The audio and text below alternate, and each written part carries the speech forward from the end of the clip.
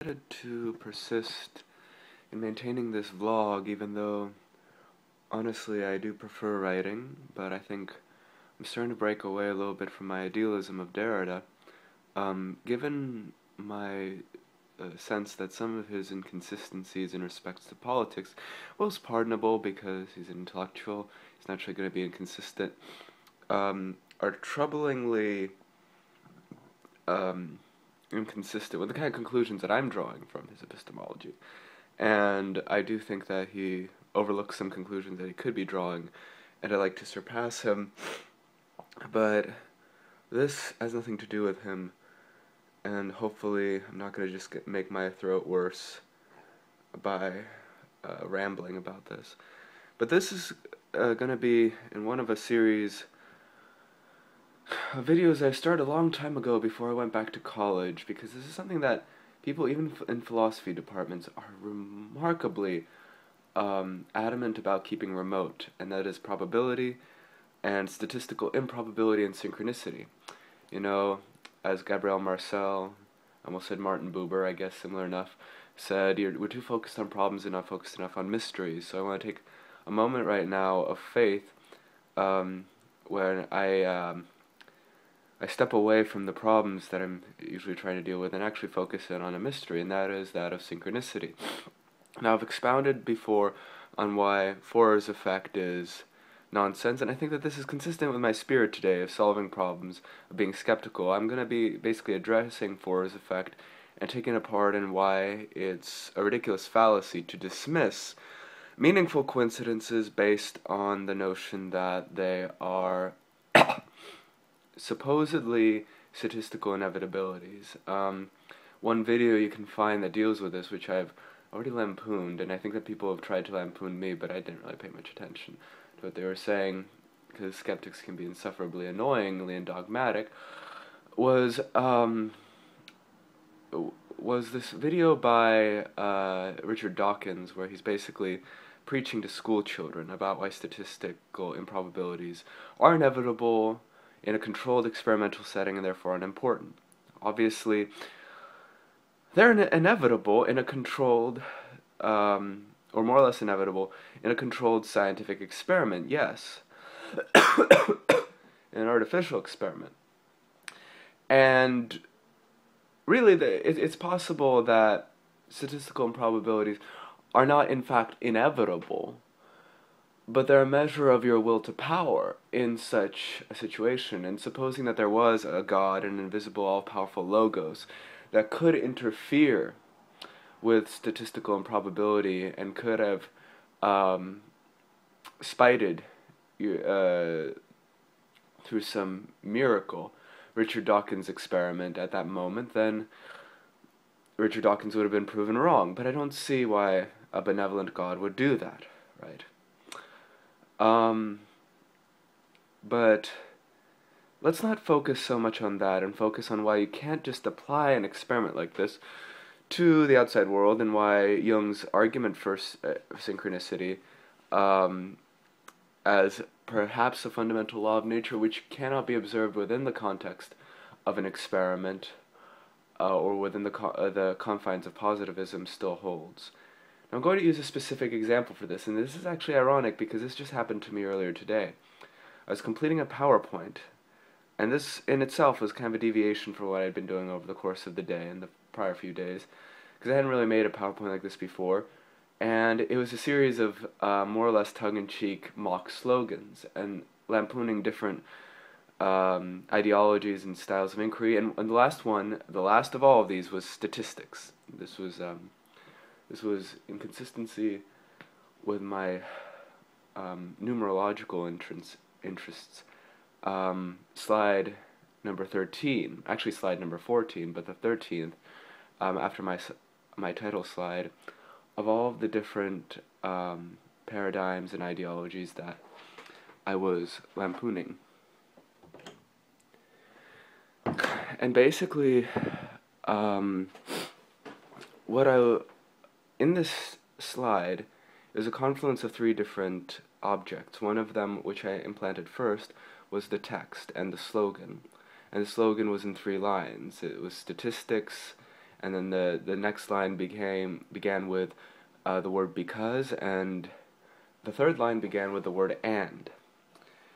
And I set them over um, a combination of images, one of which I found online, but I originally found it in the book Capitalism and Schizophrenia by Gilles Deleuze, and the other which was just a generic statistical chart, which I just basically Googled for, and I picked one out of the ones available to me at random. And obviously you already see how there are these two elements. One is which is outside of my control, which is mainly the images that came up, and the other which is in my control, choosing this. Then I set this image to PowerPoint, and it was more or less automatically pasted there. And this, again, the automatic aspect of this is outside of my control. And then I took the Deleuzian image, which actually I had to go through Adobe Photoshop at first in order to work with it, so I couldn't crop it. Because for some reason I couldn't paste it directly. This, again, was outside of my control. And I finally made it fit to this chart. And looking back on it, I realized, remarkably, that the two last lines of text in my text box lined up with the bar bar charts, or rather the musical staff from the Deleuzian image, because what I was working with specifically was actually an image of a ridiculous musical composition, which it looks erratic and crazy, and it's supposed to be like, to anyone who recognizes musical notation, it's like, how the hell do you play this? And it kind of looks like also like a statistical graph, and that was my joke about how statistics can be totally ridiculous and random at times. And the thing about it was, I noticed something. That the first of the two lines that occurred over the Deleuzian chart, so this was line number 2 in the text box, occurred on the bottom bar of the first line of musical notation. And that line of text begins with the letter B.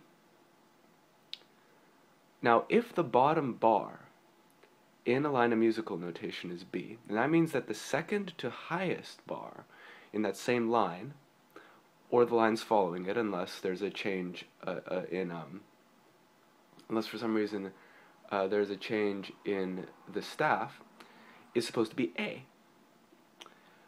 And I looked at the next line over, both the next staff, or the next line of musical notation, and the next line of text, the last line of text in the text box. And remember that that line of text begins with the letter A, and it lines up with the second to highest bar in the staff. And this is an incredible improbability. Now, how is it that all of these forces basically came to this sort of confluence? Well, it wasn't just my mind plotting this. It was a confluence of both me and things outside of my control. And coincidences like these have for a long time been considered evidence that the universe is intelligent, and that there is a sort of set of principles governing it, which science doesn't observe, because science only observes regularities, but it tends to exclude irregularities such as these, as though they were insignificant. And now the counter-argument to this is Fohrer's effect. The notion that actually improbabilities such as these are inevitable, which they're not, really. I didn't, for one thing, this depended a large part upon my free will. I didn't have to create this today. I just felt like creating it. I felt compelled to, but I had the choice not to.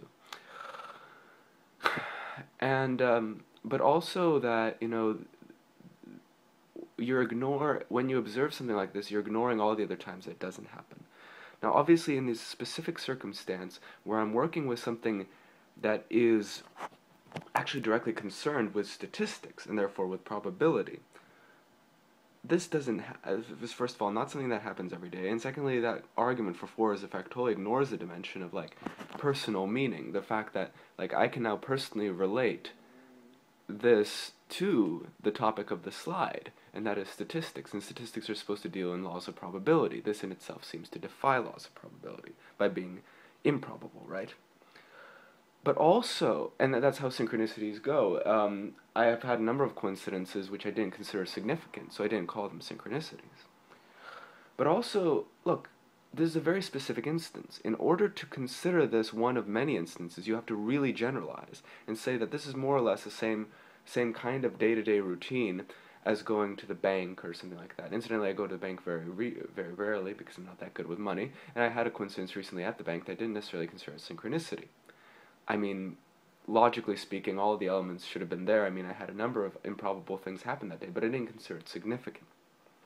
That's a key thing that distinguishes synchronicities from coincidences, or just from patterns. And of course, you might always argue that these things also occur on a spectrum of significance.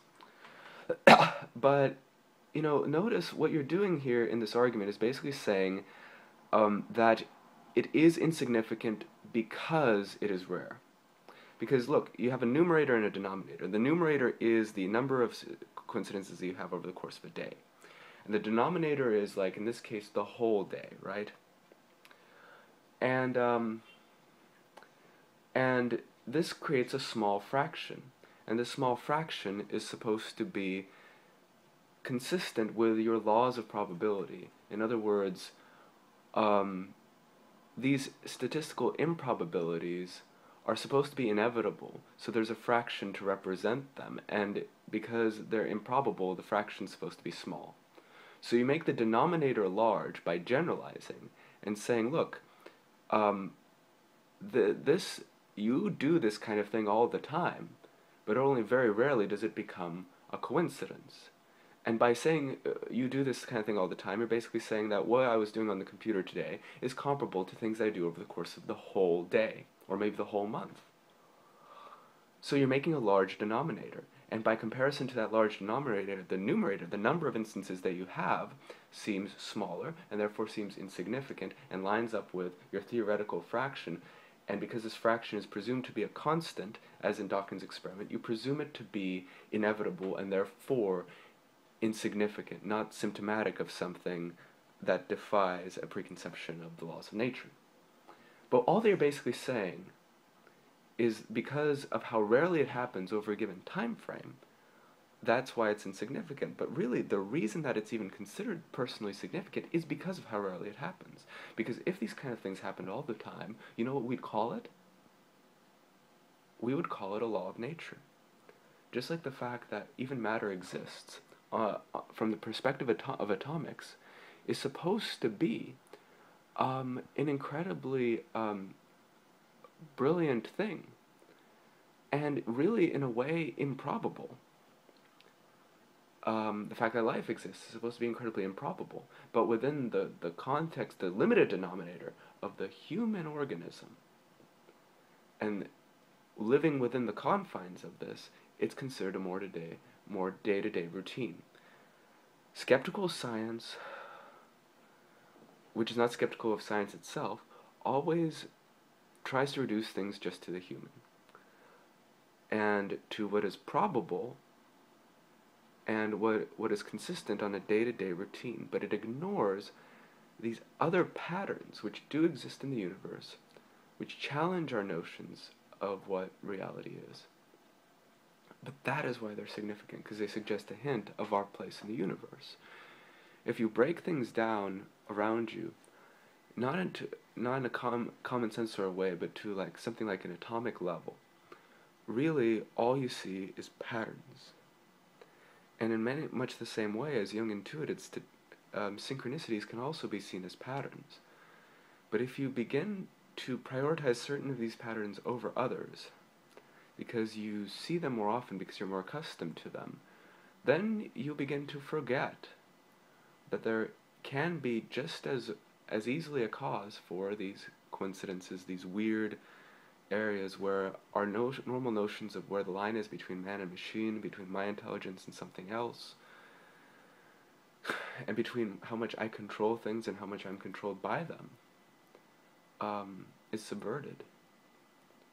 So imagine for one moment atomizing literally everything to just a series of waves and patterns as the Buddhists did. And imagine that everything that we consider laws of nature are just regularities.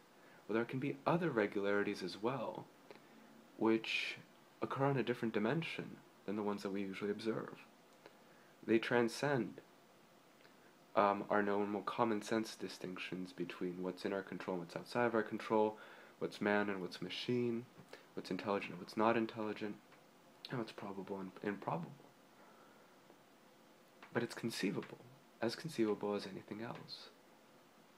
And so, and they always seem to suggest, somehow, that our intelligence is not confined to our individual psyches in a more or less meaningless universe, but it might be an expression of something greater that might be frightening, but that we should relate with.